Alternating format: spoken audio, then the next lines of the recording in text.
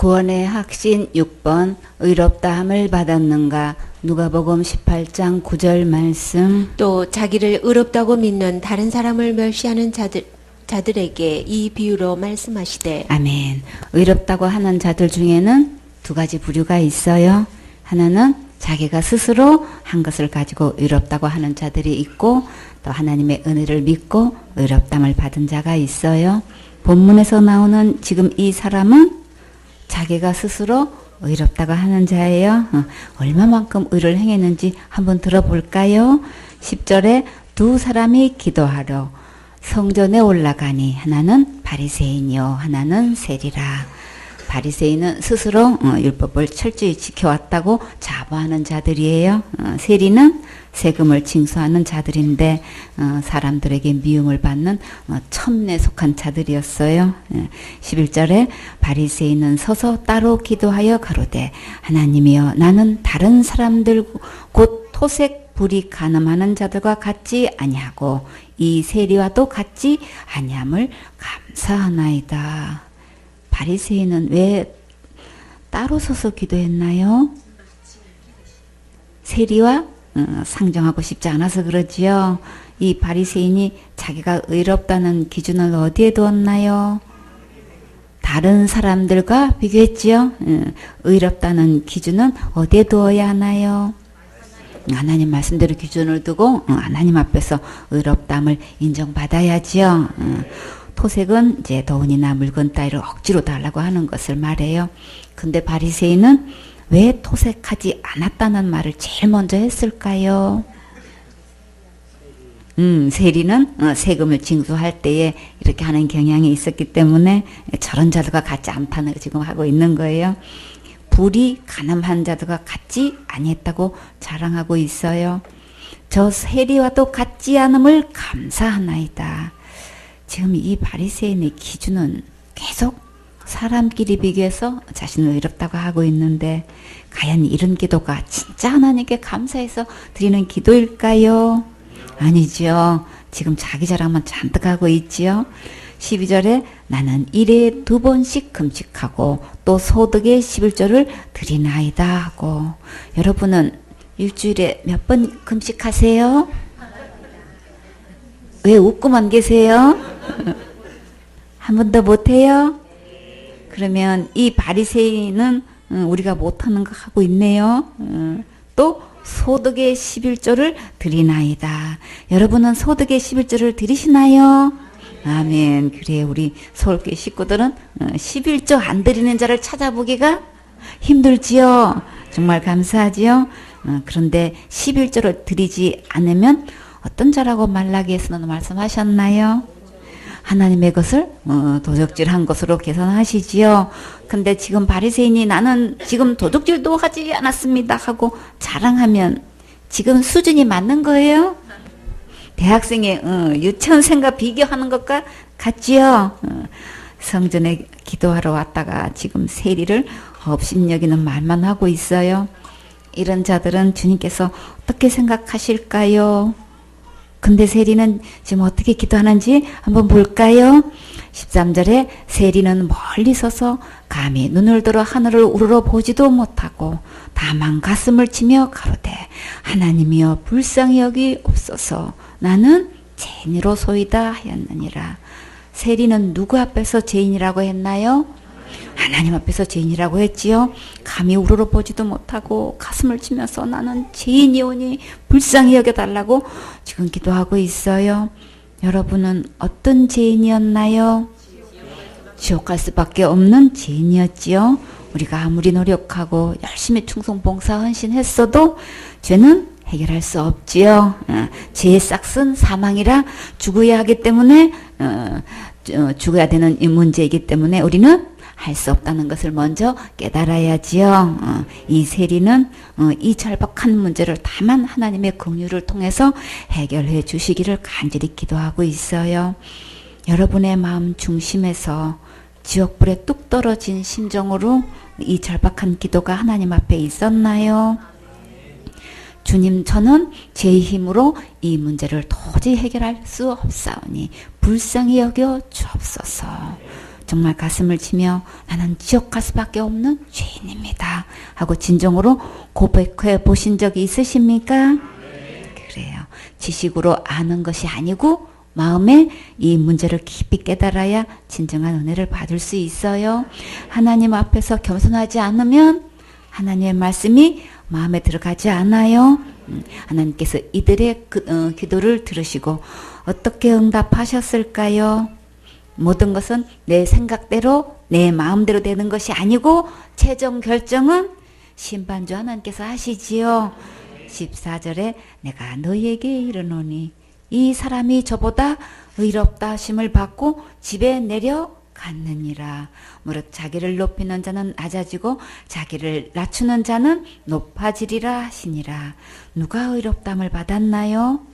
세리가 의롭담을 받았지요. 이렇게 바리새인은 하나님 앞에서 의롭담을 받지 못했어요. 우리가 하나님 말씀대로 지켜 행한 것은 내 마음에 평안해지고 기쁘고 행복하지요. 그리고 그것에 대해 주님께서 약속하신 대로 축복해 주시고 상급으로 보상해 주셔요.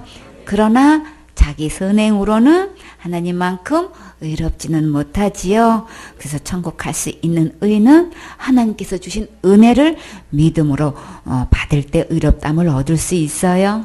여러분은 이 말씀을 믿고 하나님께 의롭담을 받았습니까? 그러면 여러분은 가장 최고로 행복한 주인공이에요. 빌립보서 3장 7절 말씀. 그러나 무엇이든지 내게 유익하던 것을 내가 그리스도를 위하여 다 해로 여길 뿐더러. 아멘. 우리가 지금까지 잘 사용했던 것들 중에 어느 날 해로운 것을 알게 되면 버리게 되지요. 바울이 예수님을 만난 후부터는 그것이 다 해로운 것인 줄 깨달았어요. 8절에 또한 모든 것을 해로 여기면 내 주 그리스도 예수를 아는 지식이 가장 고상함을 인함이라. 내가 그를 위하여 모든 것을 잃어버리고 배설물로 여기면 그리스도를 얻고. 바울이 예수님에 대해 새롭게 알고부터는 이보다 더 좋은 분이 없는 거예요. 온 세상을 다 주고도 얻을 수 없는 가장 고상하시고 높으시고 훌륭하시고 고결하신 분이셨어요. 사람들 앞에서 볼 때는 그래도 꽤 알아주는 편이었다고 자부했는데 예수님 앞에 설 때는 자신의 모습은 다 버릴 것밖에 없었어요. 그것을 붙잡고 있어도 하나도 소용없고 쓸모없는 것인 줄 알게 되면 정말 버리게 되지요. 예수님에 대해 알면 알수록 내가 가진 의는 다시는 가지고 싶지 않고 다 배설물로 버리게 되지요. 예수님은 이 세상에 어느 누가도 비교할 수 없는 분이시고 예수님께서 주시는 것은 상상 초월한 것이기 때문에 이 예수님을 얻기 위해 내 모든 의를 아낌없이 다 버리면 예수님의 의를 얻을 수 있어요. 9절에 그 안에서 발견되려 하매니 내가 가진 의는 율법에서 난 것이 아니요 오직 그리스도를 믿음으로 말미암는 것이니 곧 믿음으로 하나님께서 난 의라. 여러분은 지금 어떤 의를 가지고 있습니까? 내가 율법을 철저히 지켜서 가진 의가 있고 예수님을 믿음으로 하나님께서 난 의가 있어요. 로마서 3장 21절에 이제는 율법 외에 하나님의 한 의가 나타났으니 율법과 선지자들에게 증거를 받은 것이라. 우리가 지금까지 철저히 율법을 지켰다 해도 단 하나만 범해도 하늘나라에 들어갈 수 없기 때문에 율법 외에 의를 가지고는 율법의 의 가지고는 천국 가려고 하면 안 되겠지요. 우리가 아무리 신학생활 잘했어도 바울만큼 할 수 없지요. 그런 바울도 자기의 의를 다 배설물로 버리고 예수님께서 주신 의를 받았어요. 우리가 하나님의 의를 받으려면 먼저 자기의 모든 의를 다 버려야 하나님의 의를 받을 수 있어요. 그러니까 이제 더 이상 자기의 의 붙잡고 고집 부리지 마세요. 지금까지 얼마나 충성봉사 헌신했어도 그것으로 천국 갈 수는 없고 자기 직분으로도 천국 갈 수 없으니까 이 모든 것 다 내려놓고 예수님의 의를 빨리 받으세요. 그러면 지금까지 충성봉사 헌신한 모든 것은 다 상급으로 계산해 주셔요. 절대 손해보지 않으니까 안심하시고 예수님의 의를 믿음으로 받으세요. 사도행전 13장 38절 말씀. 그러므로 형제들아 너희가 알 것은 이 사람을 힘입어 죄사함을 너희에게 전하는 이것이며. 아멘. 이 사람은 누구신가요? 예수님이시죠. 예수님은 어떤 분이시길래 그 이름을 힘입으면 죄사함을 얻을 수 있을까요? 마태복음 1장 21절에 아들을 낳으리니 그 이름을 예수라 하라. 이는 그가 자기 백성을 저희 죄에서 구원할 자이심이니라 하니라. 그러면 예수님은 우리를 죄에서 어떻게 구원해 주셨을까요? 에베소 1장 7절에 우리가 그리스도 안에서 그의 은혜의 풍성함을 따라 그의 피로 말미암아 구속 곧 죄사함을 받았으니. 예수님은 어디서 피를 흘리셨나요? 십자가에서 흘리셨지요. 우리를 구원하시는데 왜 피를 흘려야만 하셨나요? 죄의 삭은 사망이기 때문에 피 흘림이 없은즉 사함이 없지요. 예수님의 풍성한 은혜가 아니면 우리는 아무도 죄사함을 받을 수가 없어요. 골로새서 1장 14절에 그 아들 안에서 우리가 구속 곧 죄사함을 얻었도다. 지옥갈 모든 죄에서 용서받을 수 있는 유일한 소망은 오직 예수님 안에만 있어요. 39절에 또 모세의 율법으로 너희가 의롭다 하심을 얻지 못하던 모든 일에도 이 사람을 힘입어 믿는 자마다 의롭다 하심을 얻는 이것이라. 유대인들이 율법을 몇 천년 동안 지켜와서도 단 한 명도 의롭담을 얻지 못했는데 이 사람 예수님을 믿고 힘 입으면 의롭담을 얻을 수 있어요. 이것이 하나님의 가장 큰 은혜이고 복음이에요. 로마서 3장 28절에 그러므로 사람이 의롭다 하심을 얻는 것은 율법의 행에 있지 않고 믿음으로 되는 줄 우리가 인정하노라. 여러분도 의롭게 되는 것은 믿음으로 되는 줄 이렇게 인정하시나요? 율법을 지켜서 의롭게 될 사람은 아무도 없어요. 만약에 있다면 예수님께서 이 땅에 오셔서 십자가에서 죽으실 필요가 없지요. 그러니까 이제 내 모든 의 다 내려놓고 예수님께서 주시는 의롭다 하심을 믿고 속히 받으세요. 로마서 1장 17절 말씀. 복음에는 하나님의 의가 나타나서 믿음으로 믿음에 이르게 하나니 기록된 바 오직 의인은 믿음으로 말미암아 살리라 함과 같으니라. 아멘. 복음에는 하나님의 의가 나타나야 진짜 기쁜 소식이에요. 내 의 가지고는 종교에 절대 들어갈 수가 없지요. 오직 완전 무결한 의는 예수님 안에만 있기 때문에 예수님을 믿으면 예수님의 의로 우리는 천국에서 영원히 살 수 있어요. 갈라디아 2장 16절 말씀. 사람이 의롭게 되는 것은 율법의 행위에서 난 것이 아니요 오직 예수 그리스도를 믿음으로 말미암는 줄 아는 고로 우리도 그리스도 예수를 믿나니 이는 우리가 율법의 행위에서 아니고 그리스도를 믿음으로써 의롭다함을 얻으려 함이라. 율법의 행위로서는 의롭다함을 얻을 육체가 없느니라. 아멘. 사람이 의롭게 되는 것은 어느 민족 누구에게도 율법을 지켜서 될 수 있는 자는 아무도 없어요. 주님은 수없이 우리의 의로는 천국 갈 수 없다는 말씀을 하셨는데도 끝까지 고집을 부리는 자가 있어요. 이렇게도 말씀하시고 저렇게도 말씀하셔서 어떻게 해서든지 이렇게 닦게 하시려고 이렇게 애를 쓰시는데 아직도 자기의 의와 직분과 자기의 행한 것을 붙들고 있어요. 이제 더 이상 힘들이지 마시고 두 손 들고 빨리 항복하고 예수님께로 나오세요. 우리의 선행으로는 절대 천국 갈 수 없으니까 예수님께서 주시는 의를 감사한 마음으로 받으세요. 갈라디아 2장 21절 말씀. 내가 하나님의 은혜를 패하지 아니하노니 만일 의롭게 되는 것이 율법으로 말미암았으면 그리스도께서 헛되이 죽으셨느니라. 아멘.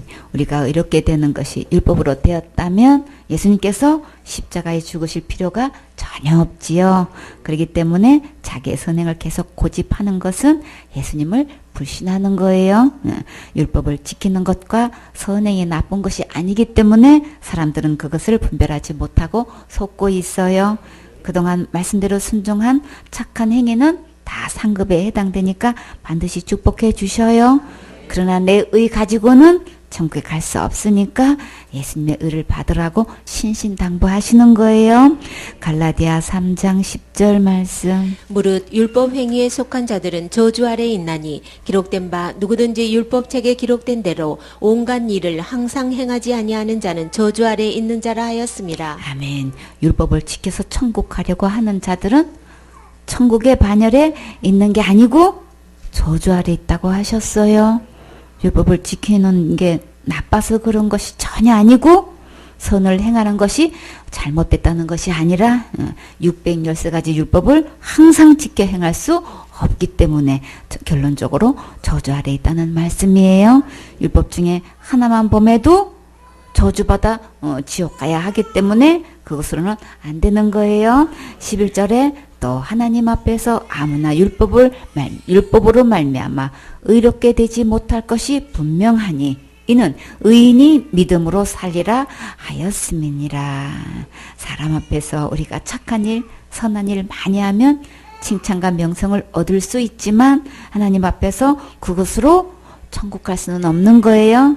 하늘나라는 거룩한 나라라서 죄가 있으면 들어갈 수 없기 때문에 우리에게 행한 의 가지고는 안 되고 오직 하나님만큼 의롭고 거룩해야 들어갈 수 있어요. 우리 힘으로는 하나님만큼 선을 행할 수 없으니까 하나님께서 예수님을 통해 지옥 갈 모든 죄를 영원히 용서하시고 의롭고 거룩함을 주셨어요. 이것을 믿을 때 의롭고 거룩함을 받을 수 있어요. 믿는 게 받는 거예요. 갈라디아 5장 4절 말씀. 율법 안에서 의롭다함을 얻으려 하는 너희는 그리스도에게서 끊어지고 은혜에서 떨어진 자로다. 아멘. 내가 열심히 율법을 지켜서 의롭다함을 얻으려고 하면 결국 예수님에게서 끊어지게 돼요. 예수님의 은혜로만 천국 가는 것이기 때문에 자기 의로 가려고 하면 은혜에서 떨어지게 돼요.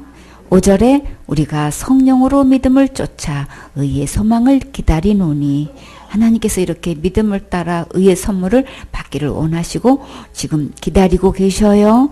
6절에 그리스도 예수 안에서는 할례나 무할례가 효력이 없되 사랑으로서 역사하시는 믿음뿐이니라. 유대인들은 할례 받는 것을 내세우고 그것으로 천국 가는 줄 알고 있지만 유대인이든 이방인이든 할례 받아서 천국 가는 것이 아니고 오직 예수님을 믿음으로만 갈 수 있어요. 7절에 너희가 다름질을 잘 하더니 누가 너희를 막아 진리를 순종치 않게 하더냐. 지금까지는 예수님을 믿음으로 확신하면서 잘 달려왔었는데 거짓 목사들이 교회에 와서 예수님도 믿고 자기 선행도 있어야 천국 간다고 거짓말로 속이고 있어요. 8절에 그 권면이 너희를 부르신 이에게서 난 것이 아니라. 그렇게 가르치고 있는 자들은 절대 하나님에게서 부름받은 목사님이 아니에요. 복음을 혼탁하게 전하는 가짜 목사, 거짓 목사, 사꾼 목사를 잘 구분하셔야 더 이상 속지 않아요. 9절에 적은 누룩이 온 등에 퍼지느니라. 이렇게 잘못된 다른 복음이 온 교회에 너무나 많이 퍼져서 잘못 믿고 지옥 가고 있어요. 지금부터 정신 차리고 기록된 성경 말씀으로 돌아오셔서 예수님께서 주시는 온전한 의를 받으세요. 10절에 나는 너희가 아무 다른 마음을 품지 아니할 줄을 주 안에서 확신하노라. 그러나 너희를 요동케 하는 자는 누구든지 심판을 받으리라.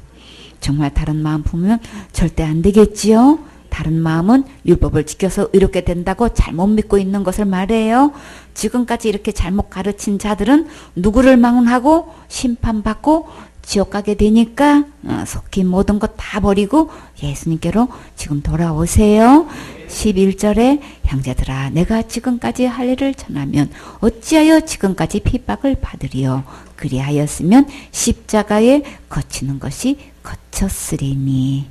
바울이 지금까지 핍박받는 이유는 할례를 받아서 천국 가는 것이 아니고 예수님만 믿음으로 간다고 전하기 때문에 이렇게 죽을 고비를 여러 번이나 넘기면서 수없이 많은 고난을 받고 있어요.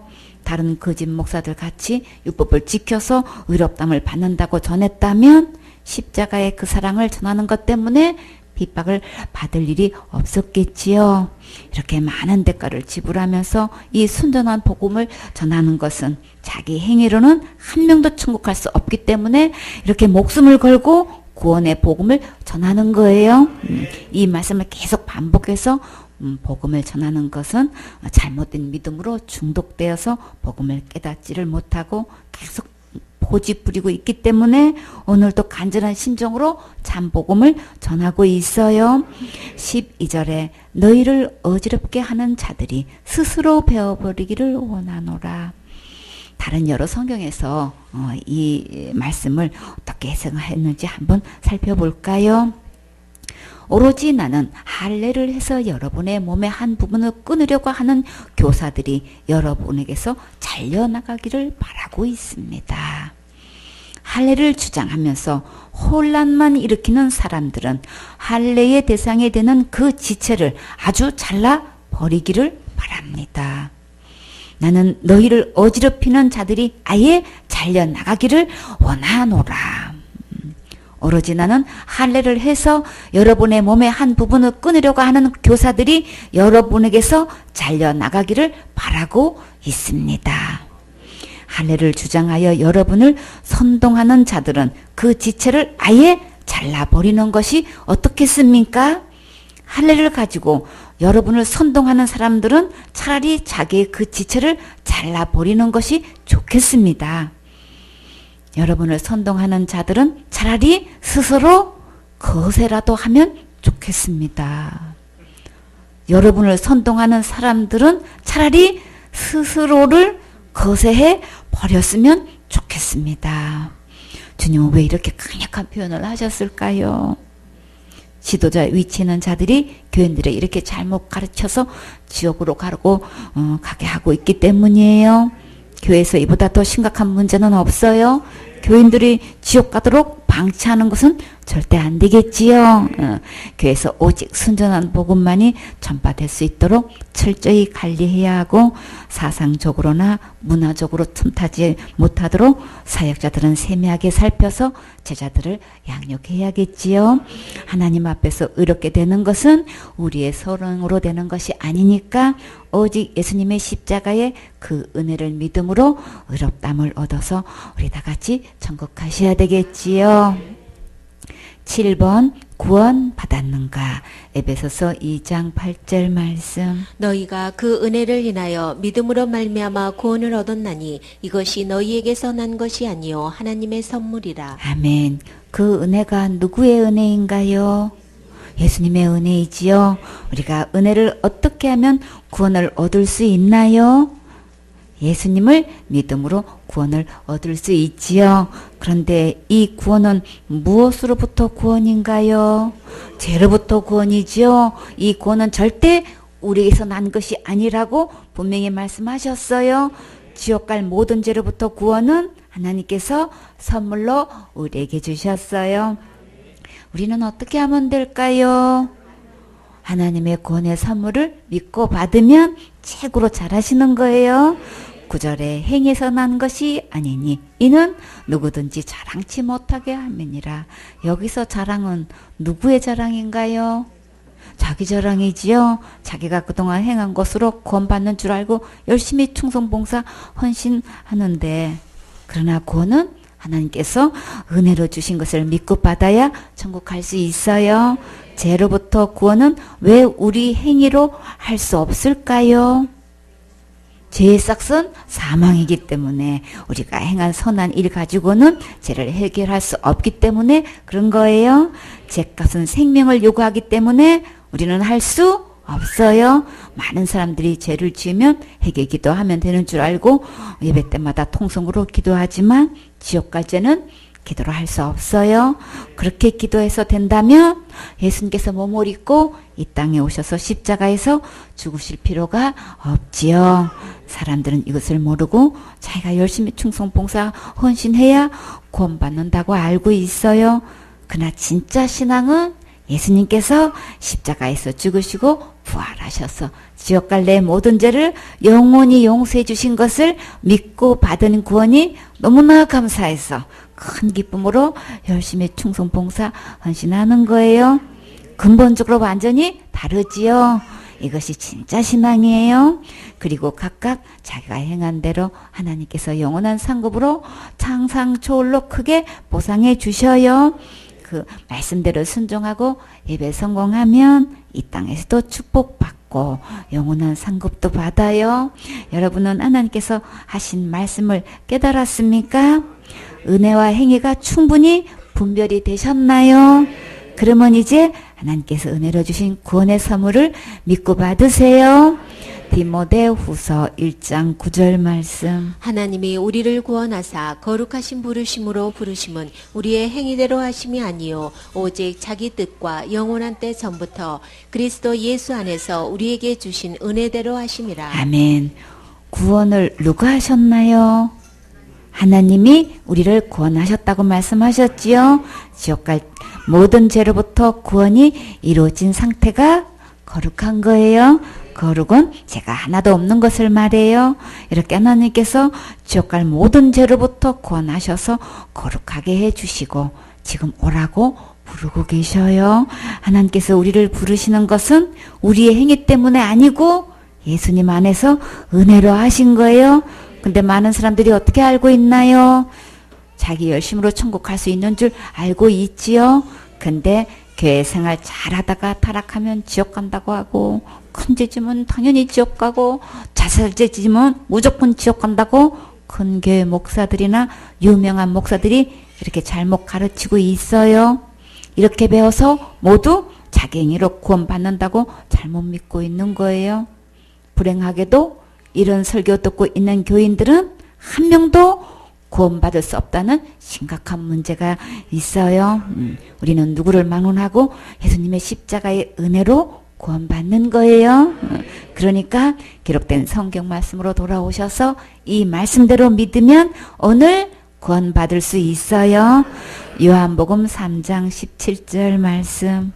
하나님이 그 아들을 세상에 보내신 것은 세상을 심판하려 하심이 아니요 저로 말미암아 세상이 구원을 받게 하려 하심이라. 아멘. 하나님께서 어떤 아들을 보내셨나요? 하나밖에 없는 독생자 예수님을 보내주셨지요. 하나님께서 예수님을 이 세상에 왜 보내셨나요? 우리를 구원을 받게 하려고 보내주셨지요. 만약에 예수님께서 심판하려고 오셨다면 십자가에서 죽으실 필요가 없지요. 이렇게 십자가에서 죽으시고 부활하신 것은 우리를 지옥 갈 모든 죄에서 구원하러 오신 거예요. 18절에 저를 믿는 자는 심판을 받지 아니하는 것이요 믿지 아니하는 자는 하나님의 독생자 이름을 믿지 아니하므로 벌써 심판을 받은 것이니라. 우리는 태어나서 죽고 심판받고 지옥 갈 수밖에 없지만 그러나 이 예수님을 믿으면 절대 심판받지 않고 지옥 가지 않아요. 그런데 많은 사람들이 예수님을 믿는다고 교회 다니면서 아직도 무슨 죄를 지으면 지옥 간다고 하고 있는데 그런 자들은 사실 예수님을 믿는 게 아니에요. 다른 가짜 예수를 믿고 있는 거예요. 심각한 문제는 다른 예수를 믿고 있는 자들은 지금 머리에 심판이 날아다니고 있어요. 기록된 성경 말씀에 진짜 예수님의 이름의 뜻은 무엇인가요? 자기 백성을 저희 죄에서 구원할 자이시지요. 진짜 예수님은 우리를 죄에서 이미 구원하셨어요. 언제 구원하셨나요? 나 태어나기 2000년 전에 이미 구원해 주셨지요. 이제부터 이 진짜 예수님을 믿어야 구원받을 수 있어요. 이사야 61장 10절 말씀. 내가 여호와로 인하여 크게 기뻐하며 내 영혼이 나의 하나님으로 인하여 즐거워하리니 이는 그가 구원의 옷으로 내게 입히시며 의의 겉옷으로 내게 더하심이 신랑이 사모를 쓰며 신부가 자기 보물로 단장함같게 하셨습니다. 아멘. 이사야는 누구 때문에 이렇게 크게 기뻐하고 즐거워하고 있나요? 여호와로 인하여 기쁘고 즐겁다고 했어요. 이사야는 어떤 일로 기뻐하고 즐거워하고 있나요? 하나님께서 구원의 옷, 의의 겉옷을 입혀주셨지요. 우리도 새 옷 입으면 정말 기쁘고 신나지요. 세계적으로 유명한 디자인이 만든 진짜 보석으로 단장하고 금으로 된 드레스를 입은 것을 보았는데 그러나 그 옷 입었다고 천국 갈 수는 없지요. 그러면 우리는 어떤 옷을 입고 있어야 할까요? 이렇게 이사야처럼 우리도 자기 보물로 단장한 옷을 입고 예수님을 맞을 준비를 해야겠지요. 다 같이 준비됐나요? 준비됐어요. 그랬어요. 지금 준비되어야 예수님 만날 수 있어요. 여러분은 지금 이런 구원의 옷, 의의 겉옷을 입고 있습니까? 반드시 이 옷을 입어야 천국 갈 수 있어요. 이것을 예복이라고도 해요. 또 마태복음 22장 11절에는 여기서 예복이라고 말씀하셨고, 누가복음 15장 22절에는 제일 좋은 옷이라고 하셨어요. 창세기 3장 21절에는 가죽옷이라고 하셨지요. 누구에게 이 옷을 입혀 주실까요? 자기 의의 옷을 벗은 자에게 입혀 주셔요. 이사야 64장 6절에 대저 우리는 다 부정한 자 같아서 우리의 의는 다 더러운 옷 같으며 우리는 다 쇠폐함이 잎사귀 같으므로 우리의 제약이 바람같이 우리를 몰아가나이다. 우리가 입고 있는 이 의의 옷은 이렇게 다 주님은 더러운 옷으로 보고 계셔요. 다 그냥 잎사귀처럼 다 말라서 없어질 것으로 주님과 여기고 계시니까 곧 입으면 안 되겠지요. 창세기 3장 7절에 이에 그들이 눈이 밝아 자기들의 몸이 벗은 줄을 알고 무화과 나무 잎을 엮어 치마를 하였더라. 그러면 어떻게 하면 이 예복을 입을 수 있을까요? 무화과 옷? 그거 입을 게 아니고 예수님께 나가서 저 벗었어요. 입혀주세요. 그러면 되잖아요. 그쵸? 예수님께로 나와야지. 갈라디아 3장 27절에 누구든지 그리스도와 합하여 침례를 받은 자는 그리스도로 옷 입었느니라. 침례는 예수님과 함께 십자가에서 죽고 예수님과 함께 부활하는 것을 나타내는 예식이에요.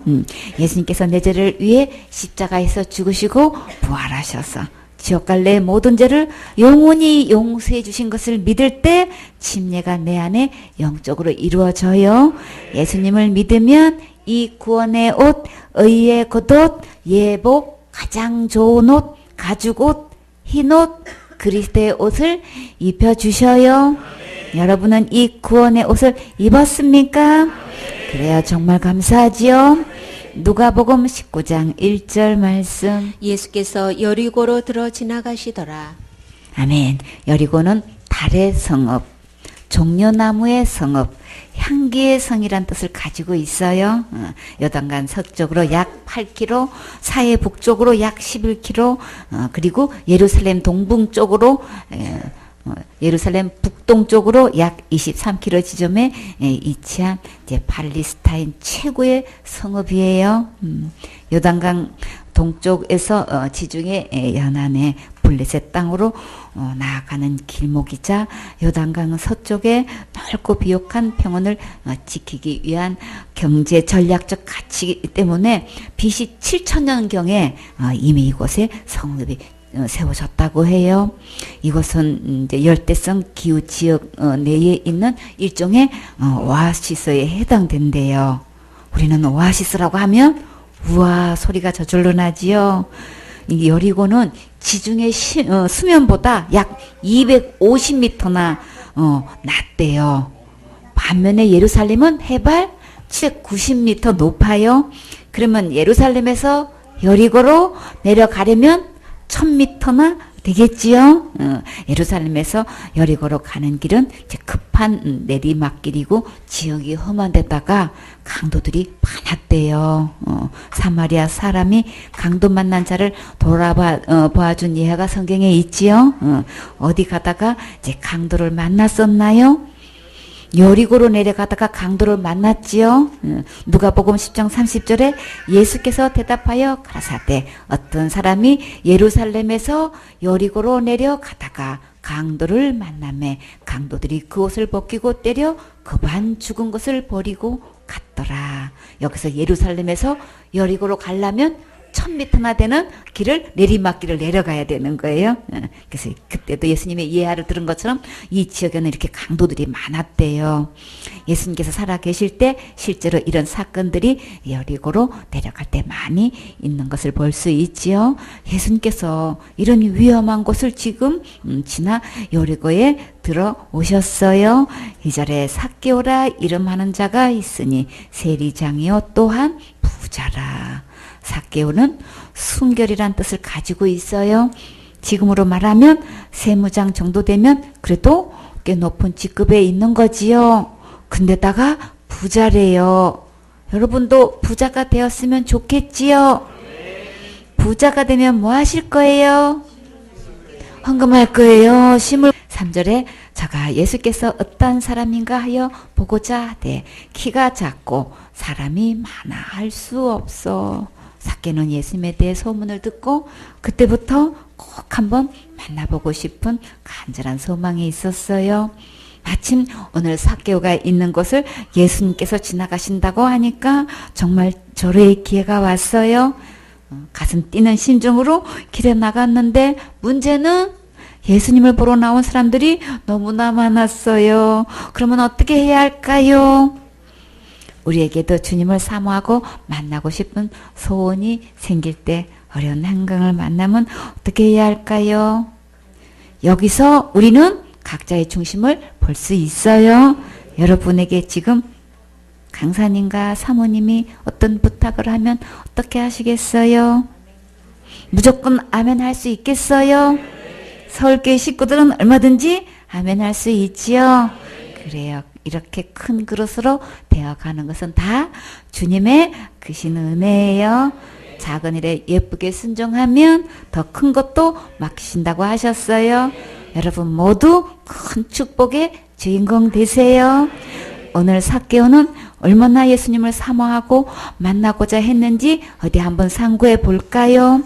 시편 63편 1절에 하나님이여 주는 나의 하나님이시라. 내가 간절히 주를 찾되 물이 없어 마르고 곰핍한 땅에서 내 영혼이 주를 갈망하며 내 육체가 주를 앙모하나이다. 참 이런 심정으로 사모해야 되지요. 잠언 8장 17절에 나를 사랑하는 자들이 나의 사랑을 입으며 나를 간절히 찾는 자가 나를 만날 것이니라. 이렇게 주님은 사모하는 자들에게는 반드시 만나주셔요. 삭개오가 사람들이 너무나 많아서 예수님을 볼 수 없을 때 어떻게 했을까요? 4절에 앞으로 달려가 보기 위하여 뽕나무에 올라가니 이는 예수께서 그리로 지나가시게 되미르라. 와, 삭개오는 진짜 예수님을 사모한 건 맞지요? 사람들이 막 가로막혀 있었지만 이 기회에 예수님을 꼭 만나보고 싶어서 뽕나무에까지 올라갔어요. 뽕나무에 올라가기 위해 자기의 모든 체면, 채통, 위신, 직책과 자기의 모든 것 다 내려놓았어요. 우리가 예수님을 만나고 싶은 마음이 정말 간절하면 이 모든 것을 다 내려놓을 수 있지요. 빌립보서 3장 8절에 또한 모든 것을 해로 여기면 내 주 그리스도 예수를 아는 지식이 가장 고상함을 인함이라. 내가 그를 위하여 모든 것을 잃어버리고 배설물로 여기면 그리스도를 얻고. 바울도 예수님을 얻기 위해 모든 것을 배설물로 여겼지요. 우리가 예수님을 만날 수 있는 이 뽕나무는 어디에 가면 있을까요? 십자가에서 만날 수 있어요. 갈라디아 3장 13절에 그리스도께서 우리를 위하여 저주를 받은 바 되사 율법의 저주에서 우리를 속량하셨으니 기록된 바 나무에 달린 자마다 저주 아래 있는 자라 하였습니다. 예수님께서 이렇게 나를 대신해서 저주받아 주셨기 때문에 우리는 예수님을 만날 수 있어요. 출애굽기 25장 21절에 속죄소를 궤 위에 얹고 내가 내게 줄 증거판을 궤 속에 넣어라. 거기서 내가 너와 만나고 속죄소 위 곧 증거궤 위에 있는 두 그룹 사이에서 내가 이스라엘 자손을 위하여 내게 명할 모든 일을 내게 이르리라. 지옥 갈 모든 죄를 영원히 용서해 주신 것을 마음에 믿으면 속죄소 위에서 예수님을 만날 수 있어요.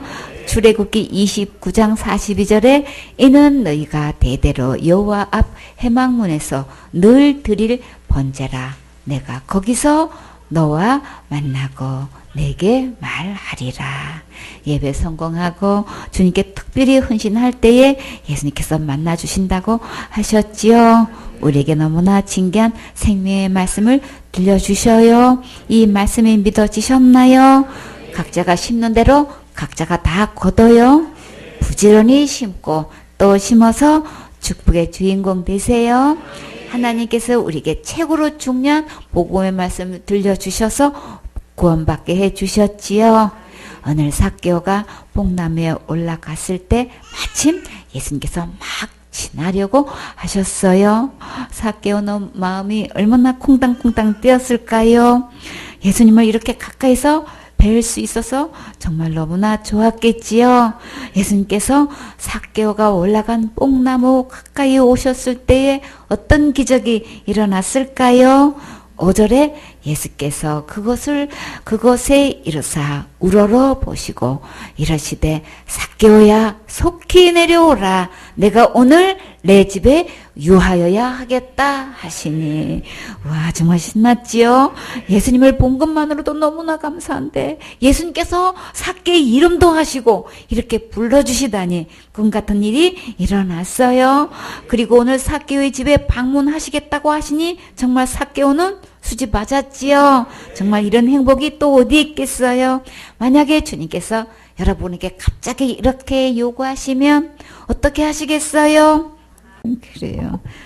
그렇게 이제 이렇게 나름대로 여러분이 이렇게 예쁘게 중심으로 섬기는 모습이 감사했어요.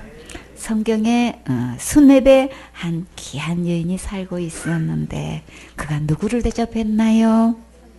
엘리사를 대접했지요. 열왕기 하사장 8절에 하루는 엘리사가 수렙에 이르렀는데 거기에 한 귀한 여인이 엘리사를 아주 간건해서 음식을 먹게 했어요. 그래서 엘리사는 그곳에 지날 때마다 음식을 먹으러 이제 그리로 들어갔는데 근데 여인은 그걸로 끝나지를 않고 남편한테 가가지고 항상 우리에게로 지나는 이 하나님의 거룩한 사람을 아는데 우리가 저를 위해서 옥상에다가 작은 방을 담에 짓고 침상과 책상과 의자 촛대를 진설하사이다. 그래서 거기에 이렇게 모셔서 이렇게 유하게 했으면 좋겠다. 이제 이렇게 아예 그냥 선포식으로 유하리이다 하였더라. 이거는 해도 되겠습니까가 아니고 그렇게 하겠다고 지금 하는 거예요. 그렇죠? 여러분은 이런 믿음이 있습니까?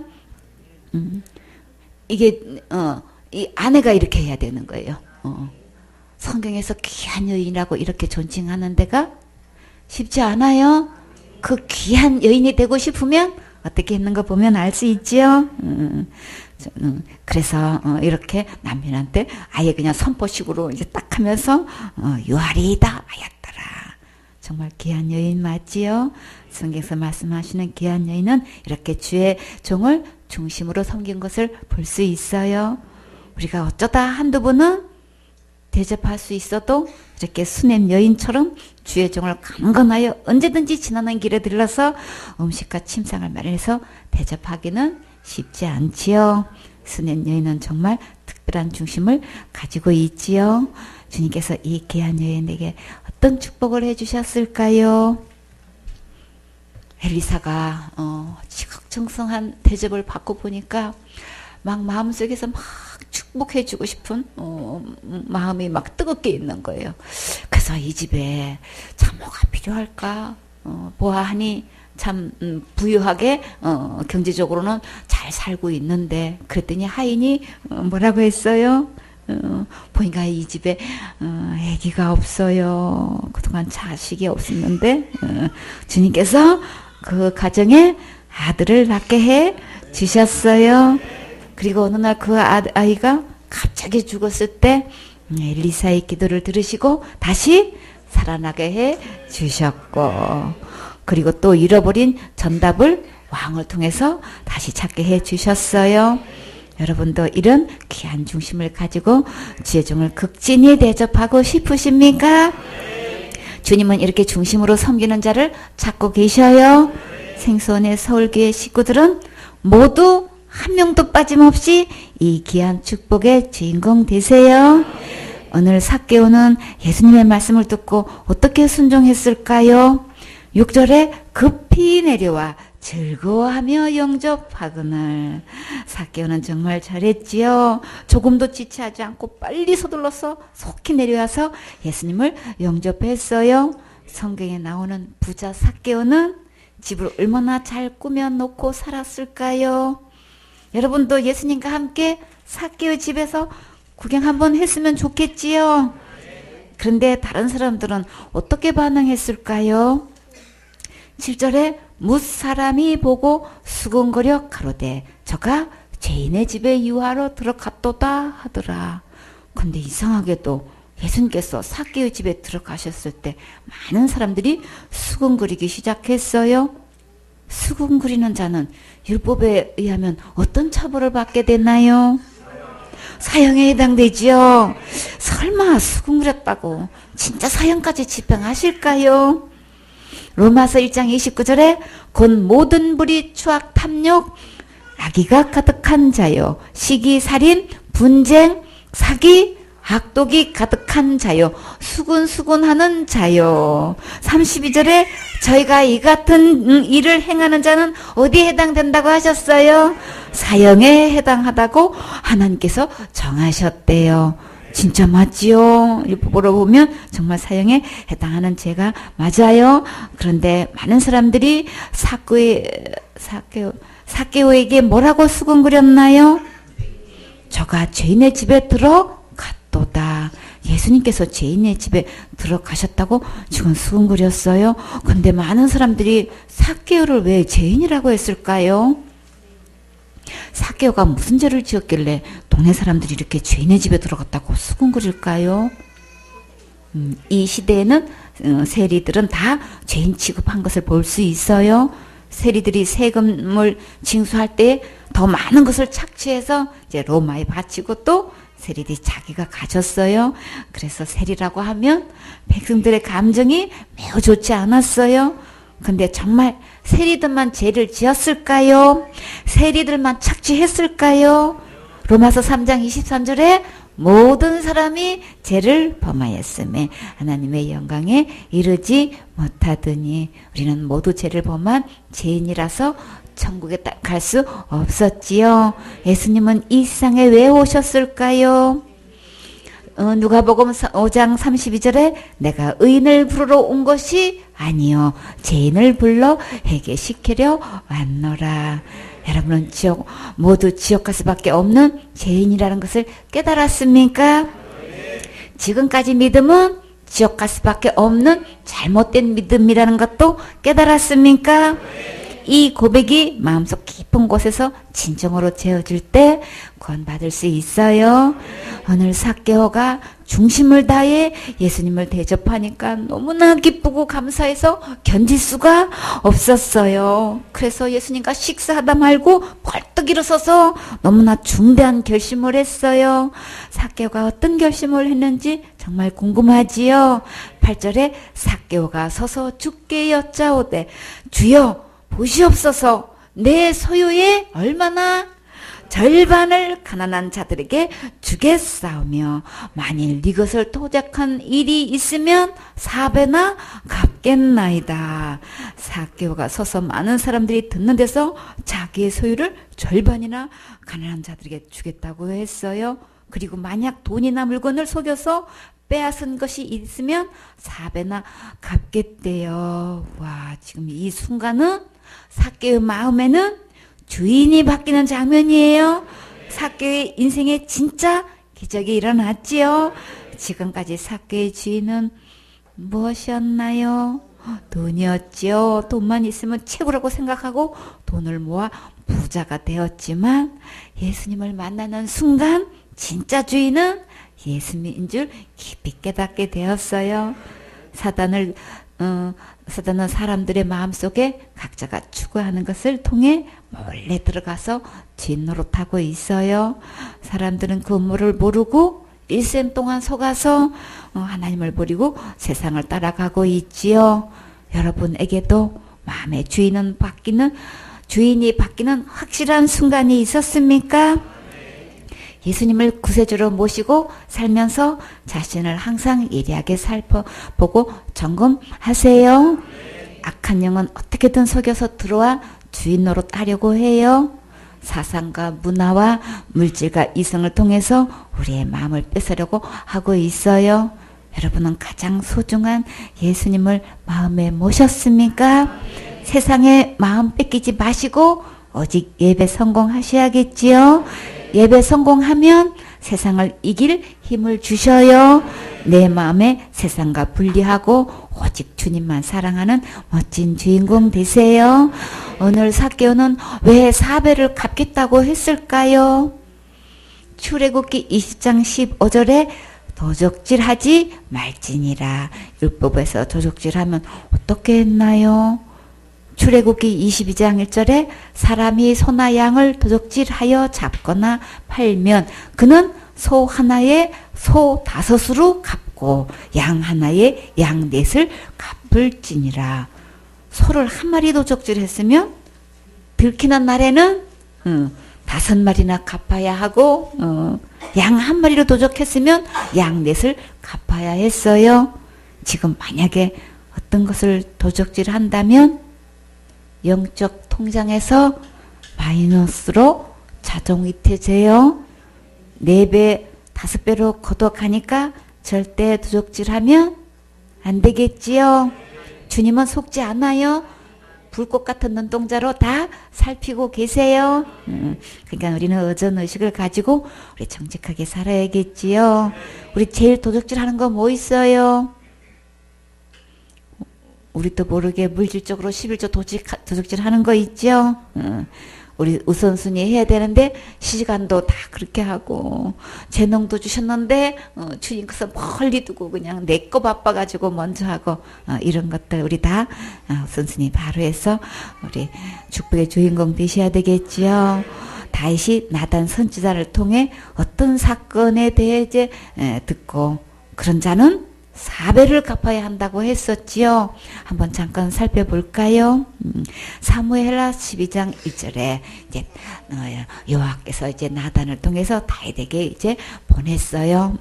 근데 그래서 나단 선지자가 다윗에게 말하기를 한 성에 2사람이 있는데 하나는 부하고 하나는 가난한데 그 부한 자가 그 양과 소가 이제 힘이 많았어요. 그러나 가난한 자는 아무것도 없고 자기가 사서 기르는 암양 새끼 하나뿐이었어요. 막 이 암양 새끼를 자기 딸처럼 이렇게 함께 먹고 밥상에서 함께 자고 같은 잔을 같이 마시고 품에 누우면서 그렇게 딸처럼 여기고 길렀대요. 그럼 여기 딸처럼 되었다고 하는 거 보니까 우리 강아지를 키우면서 뭐라고 불러요? 엄마가 밥 줄게. 아빠가 뭐 해줄게. 엄마 아빠가 다 돼버려. 강아지 엄마 아빠가 다 돼버려. 그래서 참 듣기가 그랬는데 여기 성경에 보니까 양을 딸처럼 키웠대요. 아주 딸처럼 되었대요. 아주 그냥 그렇게 지중지 그렇게 키웠는데 어떤 행인이 부자 집에 이렇게 방문하게 됐어요. 근데 부자가 자기 양을 가지고 그게 너무 아까워가지고 이 온 행인에게 누구 거 가서 뺏어갔어요? 가난한 자거를 딸처럼 키우는 이 암양을 새끼를 뺏어가가지고 자기에게 온 사람을 대접해서 잡아가지고 이렇게 했어요.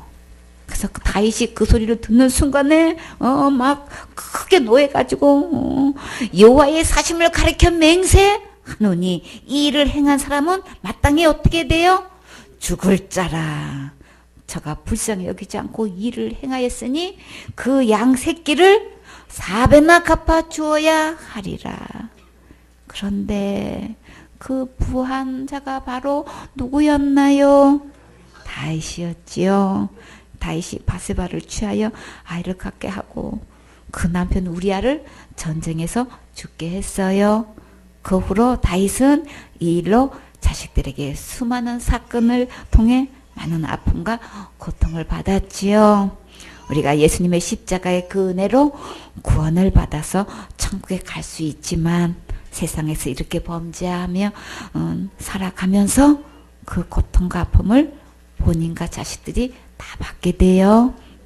이렇게 누구를 막론하고 심는 대로 거두니까 우리는 오직 예배 성공해서 항상 주님을 기쁘게 해드리는 칭찬받는 축복의 주인공이 되셔야겠지요. 지금까지 사구의 주인은 무엇이었나요? 돈이었지요. 돈만 있으면 최고인 줄 알고 물불을 가리지 않고 돈을 모아 부자가 되었는데 예수님을 만난 후로 진짜 주인은 예수님이라는 것을 깊이 깨달았어요. 돈을 전부인 줄 알고 살아왔었는데 오늘 한 번도 느껴보지 못한 진정한 평안과 참 행복을 맛보았어요. 그래서 삭개오는 돈을 버리고 지금 예수님을 마음의 주인으로 모시는 역사적인 순간이 왔어요. 여러분도 마음의 우상을 버리고 예수님을 주인으로 영접하는 순간이 있었습니까? 성경에서 부자 삭개와 정반대의 인물이 있었는데 누가 생각나시나요? 부자 청년이 생각나지요? 부자 청년은 결정적인 순간에 어떻게 했나요? 돈을 버리지 못하고 예수님을 버리고 근심하며 돌아갔지요. 누가복음 18장 18절에 어떤 가난이 예수님께 질문이 있어가지고 막 달려와서 예수님 앞에 질문을 하기를 내가 무엇을 하여야 영생을 얻으리까? 라고 질문을 했어요. 근데 이 가난이 대단한 높은 직에 있는 분이죠. 근데 참 영생에 대해서 이렇게 생각하고 예수님께 와서 이런 질문하는 거는 대단한 수준이에요. 그쵸? 근데 지금 질문을 잘못했어요. 내가 무엇을 해서 영생을 얻을 수 있나요? 아니지요. 만약에 내가 율법을 지켜서 영생을 얻으려면 어떻게 해야 되나요? 율법을 다 지켜 행해야 되는 거예요. 얼마만큼 지켜 행해야 돼요? 온갖 일을 항상 지켜 행해야 되는 거죠. 그랬더니 예수님이 율법 지켜야 돼. 그러니 제가요 어렸을 때부터 다 지켰나이다 그랬어요. 그랬더니 예수님이 사랑스럽게 보시면서 그래 그런데 딱 한 가지가 부족하다고 했어요. 그 한 가지가 뭐였나요? 그는 부자였어요. 그쵸? 재물이 엄청 많아. 그랬더니 주님이 그거 다 팔아가지고 가난한 자들에게 나눠주고 그리고 나 따라와라 그렇게 말씀하셨어요. 그가 얼마나 부자인지 그거를 다 버리고 그렇게 하면 주님이 어떤 약속을 해주셨나요? 하늘에서 보화가 있다고 하셨지요. 근데 예수님을 만난 이 부자 청년은 부자인 거로 물질을 버리지 못하고 예수님을 버렸어요. 그래서 그 사람이 큰 부자인 거로 와, 큰 부자래요. 그냥 부자가 아니네요. 이 말씀을 듣고 심히 근심하더라. 그래서 예수님께서 뭐라고 하셨나요? 재산이 있는 자는 하나님의 나라가 들어가기가 어떻게 어려운지 약대가 바늘기로 들어가는 것이 부자가 하나님 나라에 들어가는 것보다 쉬우니라. 그 소리를 듣고 사람들이 뭐라고 했나요? 그런 종 누가 구원을 얻을 수 있으리까? 주님이 뭐라고 하셨나요? 무릇 사람의 할 수 없는 것을 하나님은 다 하실 수 있느니라. 주님 얼마든지 하실 수 있어요.